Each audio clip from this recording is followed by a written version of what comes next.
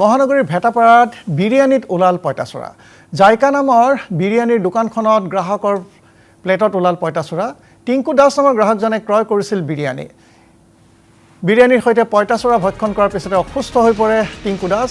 হাতীগাঁও আৰক্ষীয়ে আৰম্ভ কৰিছে এই সন্দৰ্ভত তদন্ত। আমি পুনৰ জনাইছোঁ, মহানগৰীৰ ভেটাপাৰাত বিৰিয়ানীত ওলাল পঁইতাচোৰা। জাইকা নামৰ বিৰিয়ানীৰ দোকানখনৰ গ্ৰাহকৰ প্লেটত ওলাল পঁইতাচোৰা। টিংকু দাস নামৰ গ্ৰাহকজনে ক্ৰয় কৰিছিল বিৰিয়ানী আৰু বিৰিয়ানীৰ সৈতে পঁইতাচোৰা ভক্ষণ কৰাৰ পিছতে অসুস্থ হৈ পৰে টিংকু দাস। হাতীগাঁও আৰক্ষীয়ে আৰম্ভ কৰিছে তদন্ত।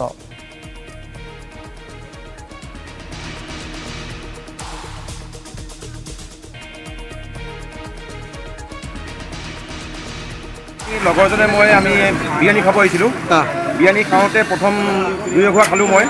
3 নম্বৰ ঘোৰা খাওঁতে এটা পঁইতাচোনী ওলাই গৈছে। মই চুবাই দিছোঁ, মাথাটো চুবাই গিলি দিছোঁ। মই গম নাপাওঁ পঁইতাচোনী কেতিয়াবা উলিয়াই দিছিলোঁ। পঁইতাচোনী ওলাই মই দোকানক তেওঁ কমপ্লেইন কৰিছোঁ। মোৰ লগত আৰু দাদা দুজন বহি আছে, তেওঁলোকেও মোৰ লগত এৰি দিছে খাবৰ কাৰণে।